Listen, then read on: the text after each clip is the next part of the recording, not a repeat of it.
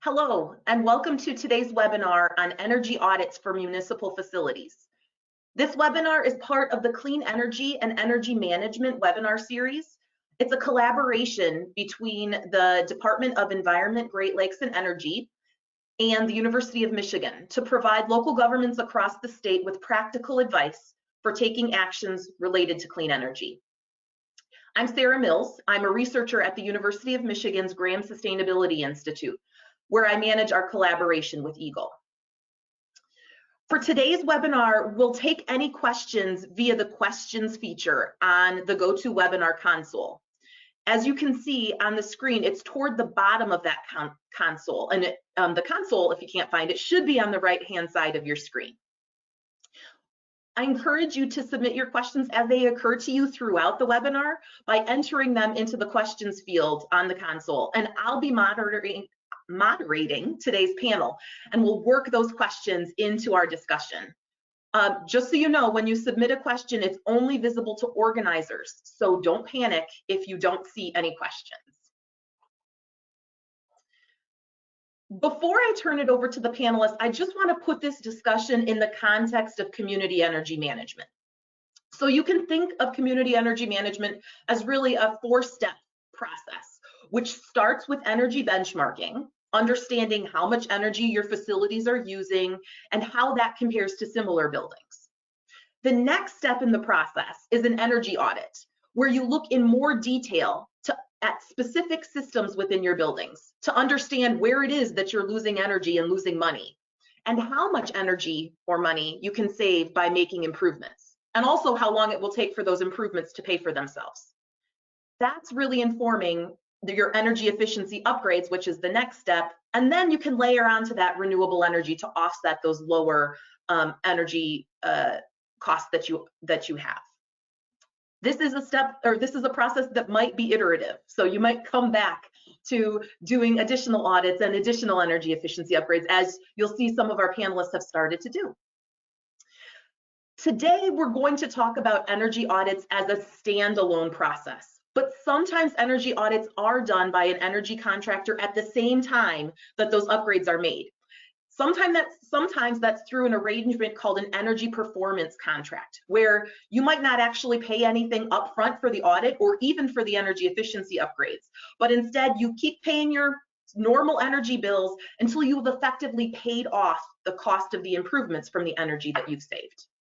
We'll have a future webinar on that topic, so keep your eyes peeled. This is just to mention that there's a couple different approaches to energy audits. I also want to note that EGLE does have a grant program, the Community Energy Management Incentive Program, that provides communities, tribal governments, public schools, and other public entities with up to $15,000 for taking steps towards energy management. And that's really regardless of where you are on this spectrum. And more information is available on the website. Okay, without further ado though, I want to introduce you to the panel and turn this over to them. So joining us today are Tracey Laitinen, Eric Witte, and Dave Norwood.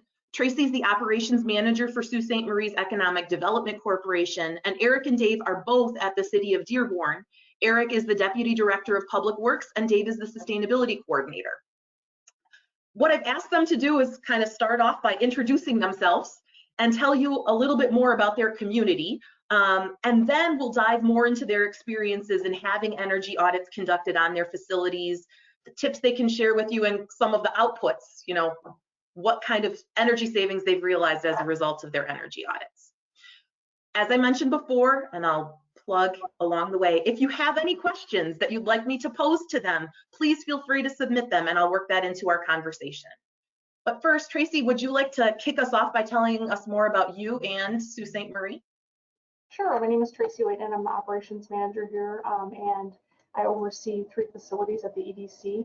So we have a smart zone, and that was built in 2013. We have an airport, which transitioned, and that was set up in 2000.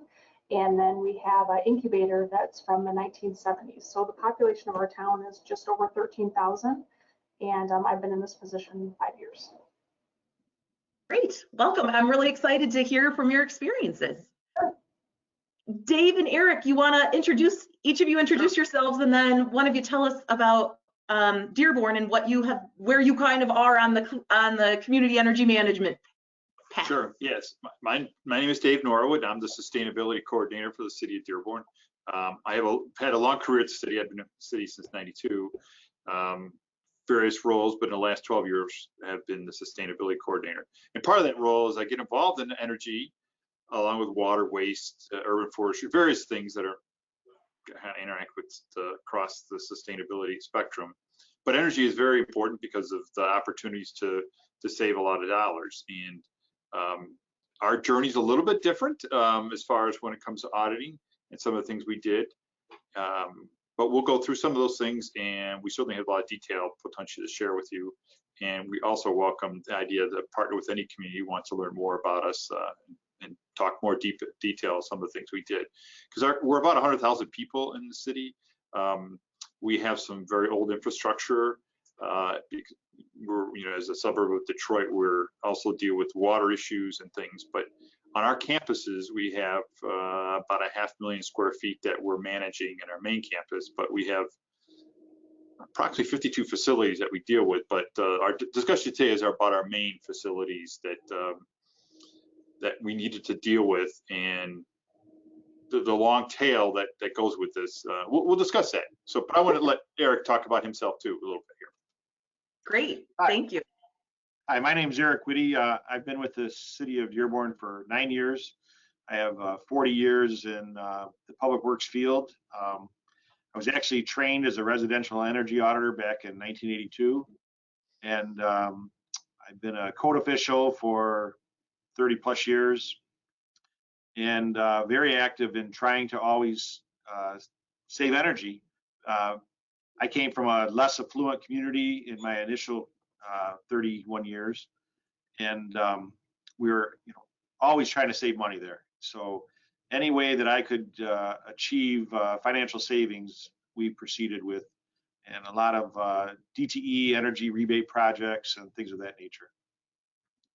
Great. Well, I want to dive right into the topic of energy audits. So Tracey, can you tell us a little bit more about kind of the energy audits that you've had done in Sault Ste. Marie, like the basics? Who conducted them? Like when? What prompted you to get those energy audits? Well, first, what prompted us is that the state provided funding. And then when you hear ASHRAE 1, ASHRAE 2 audits, you have to figure out what that means. And so our city obviously has a procurement policy. So we went through that, and we figured, it was probably going to be about $10,000 or more to produce these audits. And so when we went to bid, the low bidder was EMG out of Maryland. And, like I said, we would have preferred probably a Michigan company because they'd be a little bit more familiar with the weather and things. But we were able to secure them. And then we set up dates, and they flew in, and obviously there was a lot of legwork prior to them coming, and then more legwork afterwards. And this was a couple years ago? 2018, we got the community energy grant. Excellent, very good. How about you, Dave or Eric, kind of what experience have you had with energy audits? I mean, I just heard from his introduction, Eric has some experience himself as an energy auditor, but kind of at the residential level. How, again, what has Dearborn done in terms of energy audits? Well, the city has with our main campus, when it was constructed, a powerhouse was built on the campus, and we didn't produce electricity necessarily, but we produced steam and chilled water. And this is about 12, 13 years ago, we had an analysis done because of the various challenges we were dealing with the boilers. And also we have, it's not necessarily unique to Dearborn, but very few communities have this. We have a posted duty requirement for station engineers where, depending upon the size boiler and chilled water, you have to have an employee monitoring the equipment 24 hours. So we had some significant costs there. And so this analysis we did told us a lot of things, that some of the boilers were not operating at the right efficiency. We had capacity to potentially create a geothermal or some type of district because there's several other buildings that are nearby that we potentially could tap into with this facility. But some of those things were done, and it wasn't necessarily feasible whether these other facilities could take us off. But in the kind of going on at the same time is Eric came on board, and not to sound too patronizing, but he's very, very good with the numbers. And he started looking at what we have there, and the city decided to take upon themselves to say we have to change how we do business with this particular facility and the facilities that it supports. It supports a large recreational center, a police and courts facility, a library, and a building that came online that we're in right now that we've only been in since September of 2014, with significant heating challenges. We had a lot of electric heat. So, Eric, you may want to talk about what when you stepped into the project, and we had some other things done, more detailed analysis on the building we're in now, the Dearborn Administrative Center. We had an audit done in partnership with DTE, but it led to some other projects that you are very intimate with. So sure, part of the central campus is the powerhouse. Controls the heating and cooling for over 500,000 square feet of buildings, like Dave said, at the Performing Arts Center, the police and courts, and the library. And then the new City Hall, or the Dearborn Administrative Center, is standalone. It doesn't have direct connection to the powerhouse, but it's controlled by the powerhouse employees. So the post of duty requirement for the employees was an expense of close to $1 million a year for wages and benefits for the 24/7 coverage, because even if you had someone there on midnights, if a problem came up, they weren't allowed to leave the post. Someone else had to come in and go repair the problem. And then we were dealing with the primary tunnels that connected the facilities were built in 1959, and the steam pipes were from 1959. So not only were we dealing with inefficient items, the primary boilers were operating at 70% efficiency at their best, but we had aged air handlers and aged steam piping that would all have a very significant expense to replace as well. So in reviewing this for the consultants and in taking on the idea that we could save some energy, we also realized we could save staff costs and reduce staff costs, and update our facilities, our plant and equipment, while saving energy. And we started with a $15 million bond to perform this project. We started it in 2016. We expect to be primarily done later this summer. COVID definitely delayed us some. Procurement delayed us. The booming economy delayed us significantly for the acquisition of equipment, from 6-week lead times to 16 to 26-week lead times on some of the equipment. Contractors were busy, pricing went up. You know, the rate of inflation went up about 2% a year, but construction inflation relating to HVAC equipment during that 5-year period went up 35%. So we've had some financial challenges. We've had to get additional funding, but all in all, when we're done, we're projecting to save about $500,000 a year in energy and about $350,000 a year in employee staffing. So no small amounts of money there. Right. These are real dollars, and we're upgrading our equipment to last us 25 to 35 years into the future. Tracey, I want to loop back to you. So, what Dearborn's been talking about is kind of that kind of power plant that's right there. Can you tell us a little bit more details about the buildings that were included in your energy audit, and kind of like new buildings, old buildings? What are we? Sure. Well, our smart zone was built in 2013, and we had gotten the silver LEED certified, but when we came to find out through our audits, it was sucking more energy than some of our older buildings, which was a surprise to us. And then we have our airport terminal, and we had that audited, and that's essentially just a big ranch style home. So that was the most energy efficient. And then we had our incubator, which is a big manufacturing facility with offices, and it's 25,000 square feet. And that was from the 1970s, and that's got the old Resners and stuff like that, but it was still not as much of a drain. We saw the most cost savings would be as we implemented the changes that were determined during the audit in our smart zone building.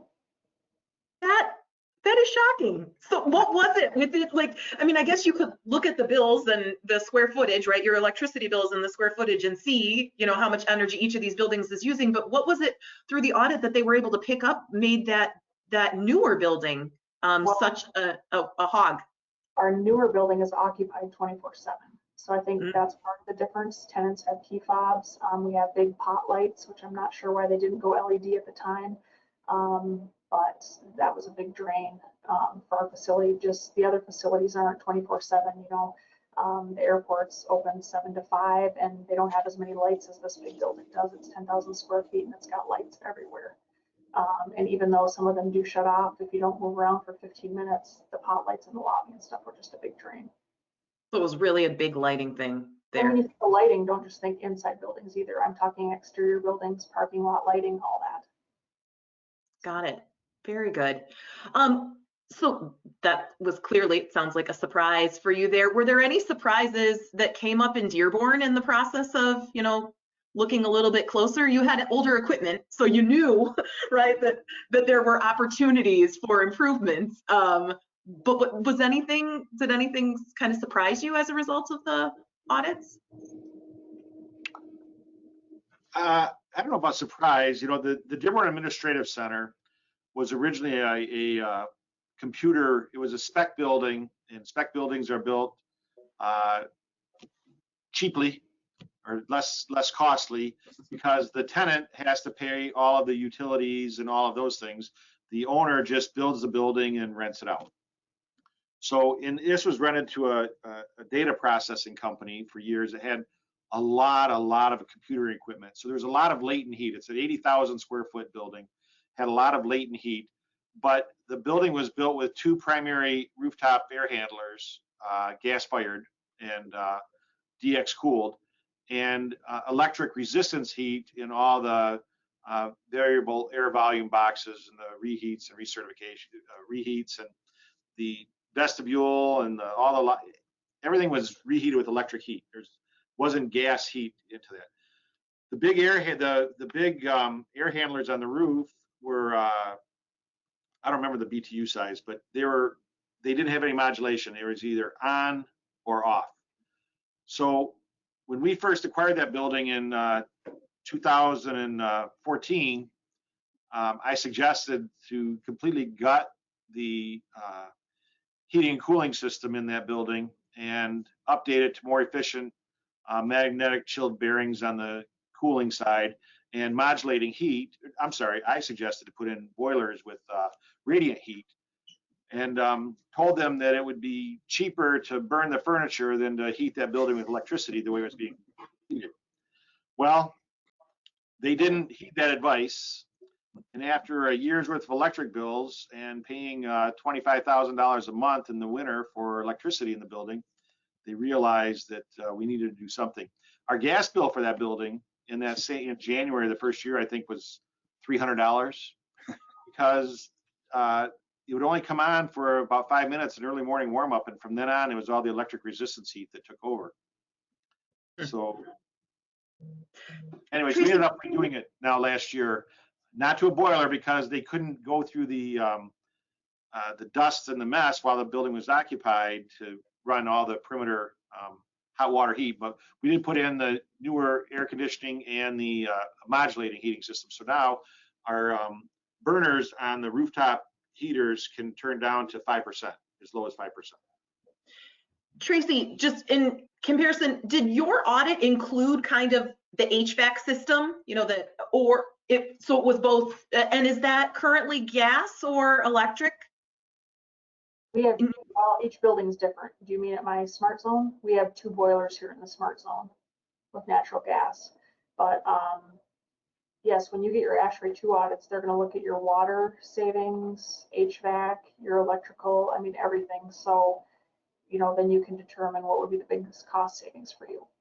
Got it. And for you guys, it was lighting, which I've heard from other things too. I think when we were talking earlier, Eric and Dave, like lighting, even though a lot, some of the big ticket things there are your kind of in the boilers, lighting also came up, right? In Yes. Dearborn? Very much so. We've done a couple different phases of lighting. I mean, it started even back before I worked for Dearborn, doing DTE energy rebates where they would incentivize you to put in more efficient lighting. So back then it was getting rid of T12s and mercury vapor shop lights that had lost more than half of their lumens, and updating them back then to T5 fixtures and having significant energy savings and way better lighting. Here, when I first came here, we converted a lot of T12 fixtures in a lot of our garage and our warehousing areas and stuff from T12 to T8 fixtures. And then a few years later, we converted the T8 bulbs to a LED bulb that looked like a regular fluorescent bulb. It didn't have pinpoint lights. It looked, when you looked from below, it had the impression of looking at a fluorescent light, but it was LED. But instead of being 40 watts as a T12 or 34 watts as a T8, these were running on, I think, 13 watts with the same lighting output. And we received some very significant savings of that. It worked pretty well, but you started to get into some problems with the drivers and the bulbs not being real compatible and starting to burning out ballasts and drivers on some of them. So now we've gone to converting fixtures entirely to LED, and we have some success stories on that I can share in a little while. Great. I want to hear success stories. I also want to get into some of the nitty gritties, but this is just me asking because I'm interested and curious. If there are those of you that are on the webinar, if you have specific questions for either of the kind of cities, feel free to post them and I'll work them into the conversation, or kind of an overall general question. So let's start with the nitty gritties, and then we'll end on the kind of inspiring note of like what you're seeing, what the outcome is. So you want to do an energy audit. You both talked a little bit about having contractors or consultants involved. So Tracey, you mentioned that you did a kind of an RFP kind of thing. Can you talk a little bit more about, do you have any tips or advice on how you went about finding or evaluating contractors? And then I'll ask the same thing to Dearborn. Well, it was nice. The My Energy team, I put together a draft of an older version for bid that city manager had done for a different building. And then I sent it off to the My Energy office, and they looked at it. And then before we went to bid, I also sent it out to my Overland rebate team, and they included specifics that would ensure that we got the rebate money. So to save time, I would, ask somebody who's already done it and just get a document and tweak it. Because if you include the right things, it can end up either being cost savings for you, or you can get, your rebates at the end. That's just a bonus. So for Cloverland is your local utility, and so yes, just for those who may not know that, they offer rebates. They wanted to make sure that the contractor that you hired put that into their report about what specific rebates were available in your area. Is that right? Yeah, what specific equipment I would need installed to ensure that I qualified. I wouldn't want to, get one kind of bulb when I was supposed to get bulb B, and I got bulb A, and then I lost thousands of dollars because that's what I chose. Because that certainly affects, the cost effectiveness of those improvements, right? Right. And I was new to this, so I don't have a background in energy savings. I just like to figure out ways to save money. So you don't have to have a degree in this like Eric does. That's super helpful. I know, Eric and Dave, you mentioned DTE has some rebates too. How did you go about, though, finding the contractors, for either in 2016 or others to do the audit or, linking it to utility rebates? How did that work? Well, I get a little, so early when we had the powerhouse looked at the rebate process was not around. So we followed the normal RFP process, but I was active in the United States Green Building Council at that time. So I used some of those contacts to make sure that those various firms weighed in and bid. But as the rebate process came around, we didn't, well, not all the different departments understood the rebate process and didn't build into their specifications that the contractor should do the work, because many of them are prescriptive, but not all of them are prescriptive rebates. They're custom, which you can make work if you have a contractor who understands the paperwork and we have to submit. So Eric has a lot of experience with that. So I was experienced with dealing with the DTE rebate program. They have an online web tool. A lot of the rebates are prescriptive. You just check the box what fixture you're taking out. You check the box what fixture you're putting in, and they will tell you how much money they will give you back for doing that. They want to inspect it before you do the work. They want to inspect it after you do the work, and they send you a check back. And a lot of times it was, running into, they would reimburse you, close to 20% of the cost of the materials. Now, on a lot of our projects, we have our own staff electricians also, which makes things a little bit easier. But Dearborn has a challenging procurement ordinance that makes things a little more difficult sometimes. We had a working relationship with an electrical vendor, and they have a national contract that we sourced for a lot of purchases.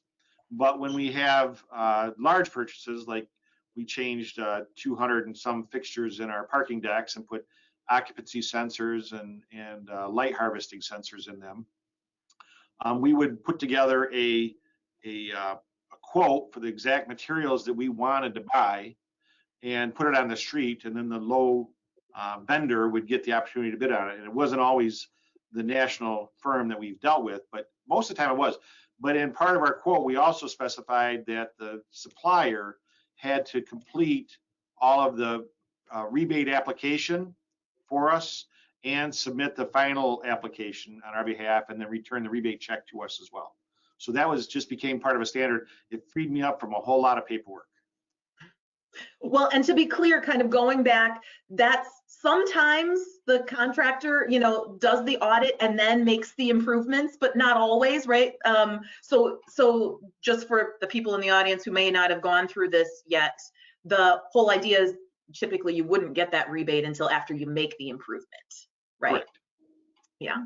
I've seen a couple questions come in, and we're going to get to it. I want to ask one more kind of nitty-gritty question, which is, tell us what you would do differently, or what hiccups kind of you encountered along the way, or that you just didn't, you maybe didn't anticipate going into the process. And Tracey, you want to start us off?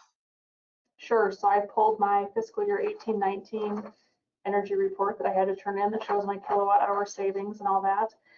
And they asked project impacts and next steps. So I said, if I were to recommend changes to this grant process, it would be assistance and more lead time with pulling together historical utility records.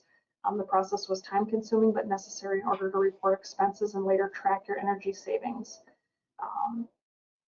Now for me, we just did lighting, but still, if anybody ever wanted to see, I think my audits are 80 some pages per building, and then pages are added for every boiler that you have, for every toilet that you have, for every faucet that you have. So you will learn a lot about your buildings, which is a good thing. But if you're never in your buildings, like for me, I'm in all my buildings and I know where all that stuff is and I have access to it.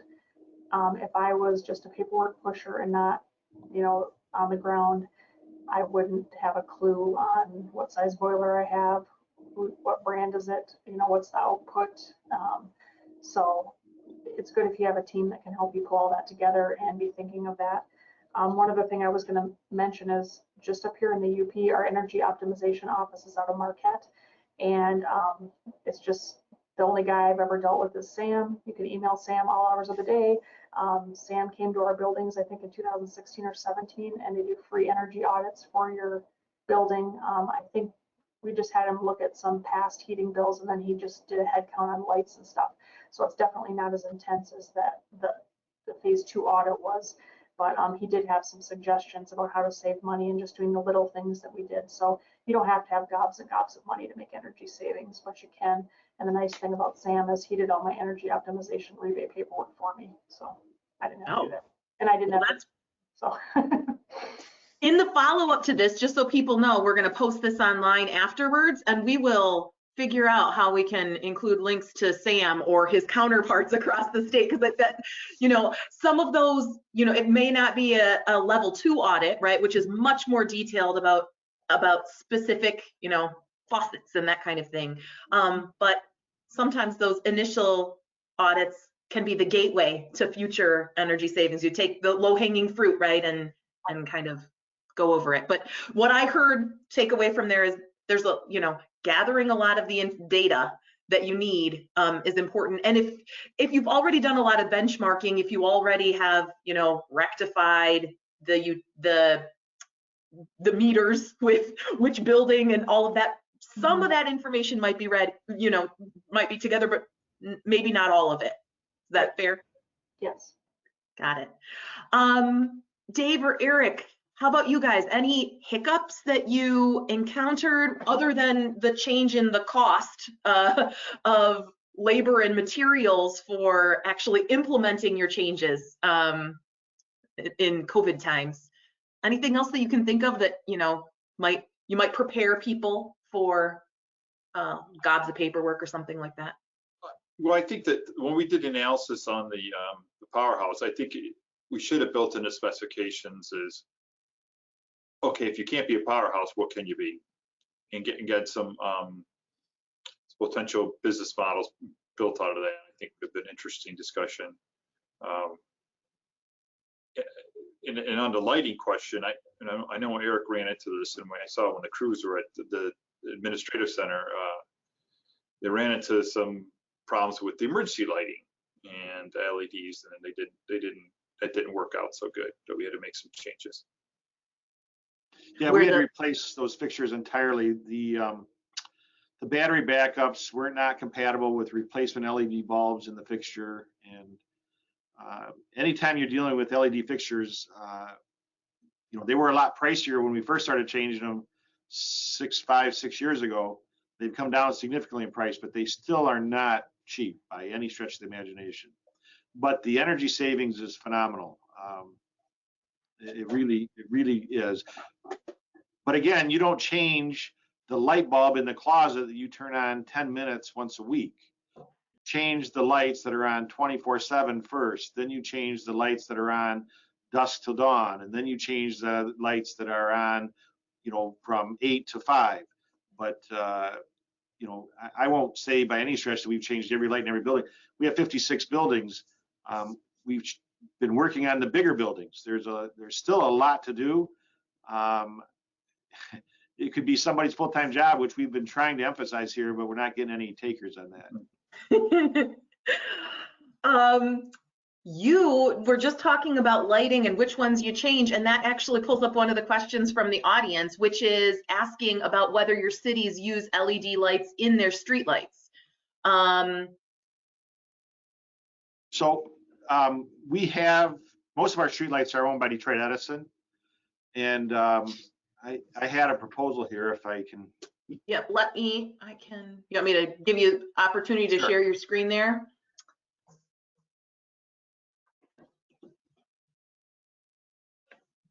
Are you seeing that now? We are. So this is a proposal from Detroit Edison to convert some existing 127 metal halide light 400-watt light fixtures to LED. The annual cost to operate those from Detroit Edison was $95,000, and to convert 102 135-watt LED fixtures and 76 250-watt high-pressure sodium fixtures. The annual cost to operate those was $66,000. And then they had some mercury vapor fixtures down here, some miscellaneous mercury vapor fixtures.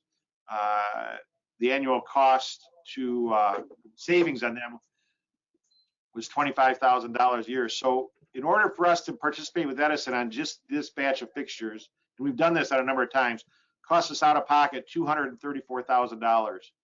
But our annual savings after we did so was $87,000 due to the energy reduction. So we had about a 3-year payback, and we did get rebates back on this as well to help defray the out-of-pocket expense. So that's some of the savings that you can see in converting the 400-watt metal halide light fixtures, the 400-watt mercury vapor light fixtures, and the high-pressure sodiums to LED. So what I'm hearing is you do have some because you've undergone these projects. Are you completely onto LEDs now, or are you still doing this kind of piecemeal project? Like, are there still some non-LEDs in your?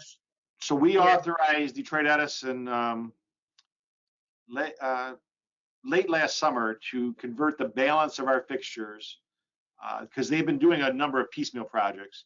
We authorized them to convert the balance of our fixtures last summer at an out-of-pocket cost of about $1.2 million with about a $450,000 a year savings in our energy bills. So just under 3-year payback on that. Tracey, have your energy activities looked at streetlights in Sault Ste. Marie? I think we've talked about it at a certain level, like for the street lights near my properties, we changed those over, and then I did all exterior parking lights, parking lot lights at my facilities. I think the city as a whole is looking towards that. Right now it's a discussion, so.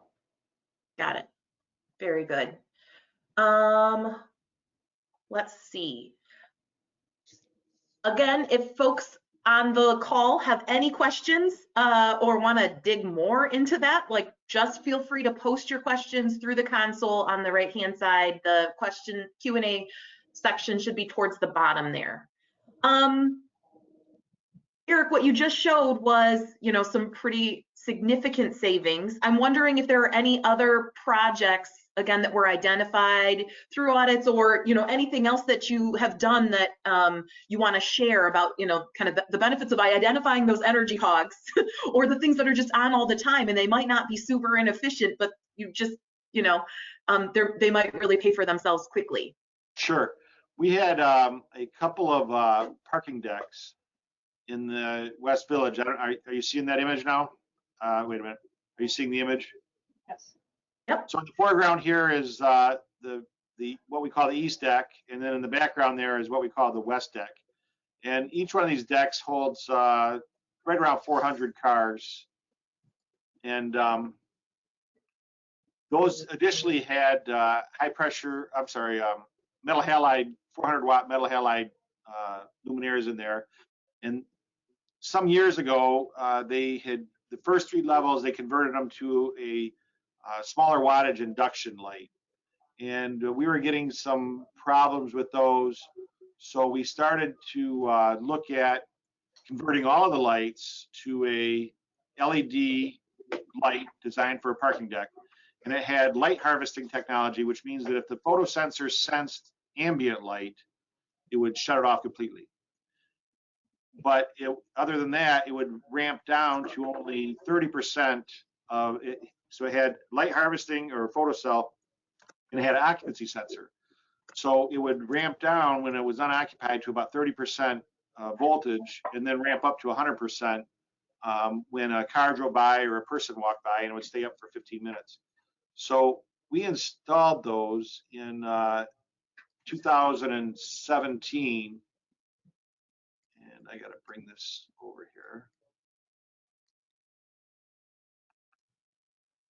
So our base energy usage in 2016 was about 253,000 kilowatts. We started the process of installing them in early in 17, dropped our usage down to 194,000 kilowatts, completed it in, so all of 18, it was fully installed. And then towards the end of 18, we converted the exterior accent lighting and the rooftop lighting to LED as well, and got a new low base year of 140,000. Now we've gone back up because our elevator companies insisted we add electric heaters to the shaft hoistways and to the shaft oil. So we are burning a little more electricity there now. but where still our baseline is about 10,000 kW a month less than what it was prior to doing the conversion. We're saving about $1,000 a month for each deck in energy costs. The project costs us $43,000 on each deck, and we received $8,000 in rebates on each deck. So it was $35,000, and we're saving 12,000 a year. So again, it was basically a 3-year payback on those projects, which is pretty phenomenal. I mean, you can really see it graphically, the energy savings. We have monthly graphs there that showed it pretty well as well. So the red at the top was our base year. Just a minute, Eric. I stopped making you presenter for a minute so we didn't see your email, just so you know. Okay. I'm gonna make you the presenter again. There you go. Now you should be able to show us those graphs. Yeah. There we go. So the red at the top was the 2016 base year, and the 2017 was following along that track pretty good. I'm thinking there's an estimated bill in here between November and December, because I think that they were estimating at the previous year's usage, and then when they actually read it, it went down, and you see our new track then, because we started putting in the energy saving lights. But our actual base year now, kilowatt hours per month, went from 14,000 down to 4,000, 3,500 in the summer months, at both the beginning and the end. We still have electric heat in the office spaces, and then for the turquoise, it had to go up because we added the electric heat in the raceways, but the elevator shafts. But our energy savings is still over $1,000 a month. Great. Tracey, do you have any success stories to share? Well, my kilowatt hours are way less than Eric's. I think that most places, most cities in Michigan or townships in Michigan are probably more comparable to you. Right. So when he said he was saving 10,000 kilowatt hours per month or something, I could have my numbers. So we received 25,000 from the community energy grant. We spent 8,000 on getting the 3 buildings audited, and then they were nice enough to let us actually use the remainder of our 25,000 to implement the changes at the Smart Zone building. We chose that because, like I said, that was the most inefficient building. So for $13,500, and then we received 1,700 back in credits for the energy optimization rebates, and now we're saving 15,000 kilowatt hours per year, which is $1,500 per year for us for just that one building. Wow, that's and pretty impressive. Lights. So, and that's just lights. Yeah, I was lucky when we came on that we had all new boilers already. So, yeah. If there's any questions that folks have for the panelists, feel free to chat them submit them through the Q&A function. I'm curious about, from your community's perspective, in terms of like the energy efficiency improvements and upgrades, we're going to have future sessions, webinars on how to go about financing them and how to find contractors and all of that kind of work. I wonder if you would just give us a taster of, kind of what you see as next for you on community energy management, or particularly if this has inspired any additional actions beyond kind of that project. Tracey, I don't know if you want to start. Oh, okay. Sure. I mean, we're always looking for cost savings. Right now, what it spurred in us is we are in the capital improvement process with the city. We project anything over 10,000 for the next 6 years. And so we had a contractor come in, and everything that we were not able to achieve, we looked at, putting more eyes on the LEDs we had outside. Some of them stand all the time still. All the lighting in all the hangar buildings, our snow removal building where we have all the big snow equipment for the airport, everything like that. And so that came in at just 20,000. And although we did apply for the second round of the Michigan Energy grants, and we're waiting to hear back, the board wants to proceed with that, even if they have to utilize their own funds, because the cost savings is, has good payback. So. I've heard from other cities too, right? Like you get savings from one that you can then take and invest in the next. It's kind of like a gateway. Yes. While you guys are still working on your big project there, yeah, in Dearborn? Mhm. Yeah, like I said, we were hoping to wrap it up this summer. I hope. But we will have another leg, probably might start next summer sometime. But there's two components to energy cost savings. One is reduction in actual kilowatt hours used, and the other is your rate. And we've discussed, our rate. It was established on this larger peak based on our prior energy usage. So we've changed a lot of the lighting at our central campus. We're in the process of doing a formal solicitation for changing the lights inside the Performing Arts Center, which is only 20 years old, one of our newer buildings. In fact, everyone in town still thinks of it being as brand new, but the roof is starting to go. We're wanting to change the lights. We've already put in new HVAC in it. But after we have a full year of energy analysis, which can potentially affect our rate, we will look at one of two methods to try and shave our peak rate, because your peak rate, or the energy you consume at your peak period between 11 a.m. and 7 p.m. is used to establish your cost for all the energy you use for the next 365 days. So Detroit Edison only monitors peak usage between 11 a.m. and 7 p.m. And initially we were thinking about putting in thermal storage or ice storage in our central powerhouse, freeze it all night long with our electric chillers when you're not generating a peak rate or a peak usage, and turn the chillers off from 11 a.m. until 7 p.m. and use the ice to provide the chilled water for all of our buildings. And it was somewhere around 6,000 tons of ice to offset our chiller load during that time period. And the cost was about $1.5 million, and it seemed very feasible. I mean, the projected energy savings was significant. I'm sorry, there is no energy savings at all. Potential cost savings was significant because it lowers your peak rate year-round, 24/7 for all the facilities.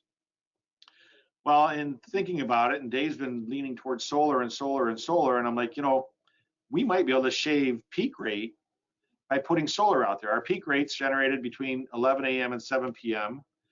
The hotter the day, the more likely we are to hit a peak. The hotter and sunnier the day, the more solar I could generate. Only the difference is with solar, I'm reducing my kilowatt hours from the grid totally. So that's far greener. And I'm doing it 365 days a year, not just during the summertime.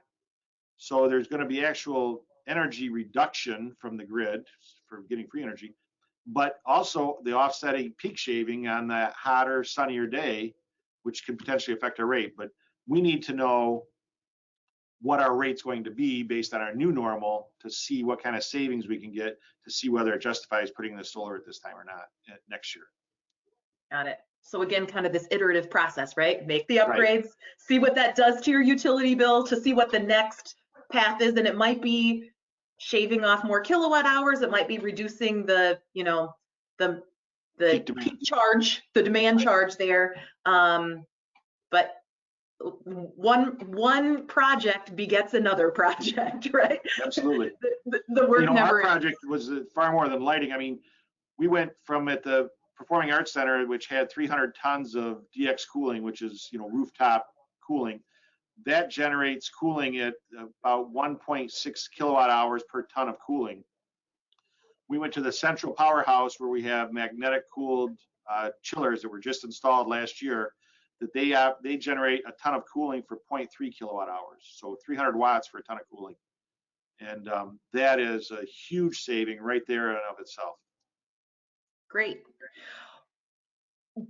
Kind of as a final wrap up for each of you, and then there's a question that came in about the funding from Eagle that I'll talk about and wrap up in terms of what's next in the webinar series. But I'm just curious, what advice would you give to other communities that haven't done energy audits before, that you kind of maybe you wish you had, or your best tip for a community that's just starting out with looking for someone to do an energy audit? Maybe Tracey, you want to share your guidance? I would say the paperwork that was required for the grant was very minimal. The bigger workload was actually pulling all your building information together. Obviously, if you work at a municipality, the water and sewers on your side, they should be able to pull those bills from you for the last year. Some of the other ones just might be a little more difficult, but hopefully, if you have a building manager or something, like I can't imagine if I was the boots on the ground for 56 buildings. Luckily I just have 3. But I thought that the energy team was easy to work with. You're only dealing with, 1 or 2 individuals, and they actually know your situation. It's not a monstrous organization, and they were there to help you once you receive the grant. So I thought that process was good. Great. So that's a plug for Eagle's Community Energy Management Program. Any advice, Eric or Dave? You've have had lots of iterations along the community energy management kind of path. For people that are just starting out, words of wisdom? Eric? Well, Dearborn fortunately was able to self-fund most of their projects. There are performance contractors that will come in and do this for you. They will take their fees out of your energy savings for a number of years, and then you'll have new equipment and you'll see the energy savings from then on. I believe the state had a program, MTAC, Michigan Technical Advisory Committee, that were free assistance that you can get. They'll come in and do energy audits and stuff for free. In years past, they always would be able to do that. If you aren't comparing your energy usage month by month and building by building and usage by usage to some of your peers, you probably should be. Sometimes it's just a matter of walking out in the warehouse. We have a few metal pole barns, and one day I walked out there and 6 hanging unit heaters were set at 90 degrees because somebody wanted to work in their shirt sleeve shirts. Just be alert and look around at where your energy dollars are actually going. Linking to that, there was one of a previous webinar in this series was on benchmarking, and one of the panelists shared, yes, it can be onerous to pull together all of the data and track, utility bills, particularly if you have many facilities.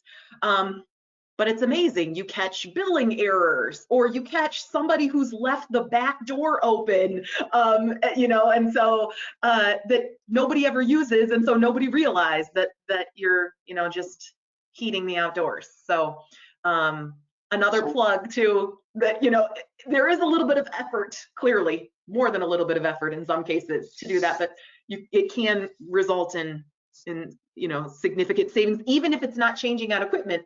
If it's just how people operate that building, right? One thing that I like, I'm a kind of a visual person, and our finance department, I got them to take our 10 largest electric users and graph the consumption monthly. So you can review it, and then you can look for anomalies and things that are jumping out at you.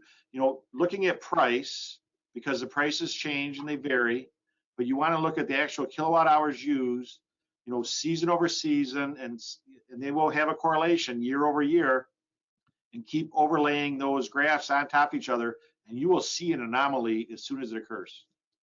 Mm-hmm. I want to thank all 3 of you today for sharing your expertise with us.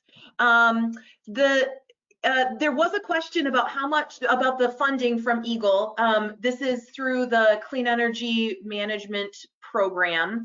Everybody who attended this webinar will receive an email in the next day or 2 that includes a link to this recording, as well as a direct link to that funding program, so you can read more about it. The question was about whether match is required, and this year, for a particular portion of it, there is no match required. It's straight out grants, and so there's, I'm not the manager of that program, so I don't know all the ins and outs, but you'll be able to go to that link and read more, and the application is right there as well.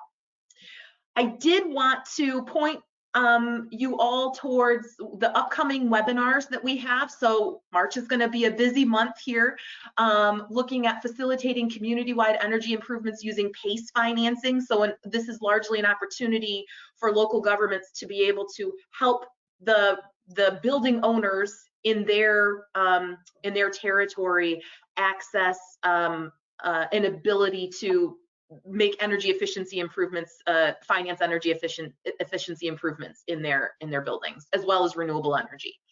On the 17th, we'll be talking about helping to facilitate rooftop solar in your community. So again, not necessarily on municipal buildings, but more what you might do if you want to, lower the entry fee for residents to put solar on their properties. And then at the end of March, we'll start a series of webinars on planning and zoning for clean energy. That includes some small scale, but a lot of it will be for not so much cities, but more for rural places that have lots of area, encouraging proactive planning and zoning for big wind and solar plants to make sure your attitudes are known. You reflect your community's desires through your zoning ordinance. So as I mentioned before, you'll get a recording to this webinar, but there are recordings from previous webinars that are on Eagle's website. And so, and this one will be posted there to share with others in a couple of weeks. Again, thank you so much, panelists, for sharing your expertise with others and for teaching me, and for all that you are doing for your cities to increase energy efficiency. So thank you. Thank you. Thank you. Be Have a safe. good day.